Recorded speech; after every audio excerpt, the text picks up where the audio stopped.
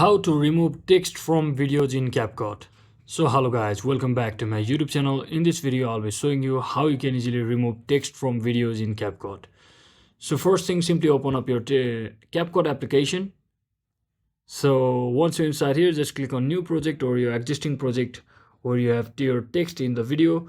And just remember, before you start this video, there is a different option to actually remove the existing text inside the video. But if you have just added the text inside this video, which is you are currently editing on Capcut, then in that case you can simply highlight the text by simply touching the text on the screen, or you can just tap on your text section at the video editing section as well. And once you select the video, once you select the text from over the video like this, you can simply scroll all the way to right and just click on delete. And that is exactly how you can easily delete the video text inside Capcut. So I hope this video was helpful guys. If it was, don't forget to like and subscribe to the channel. See you on the next one.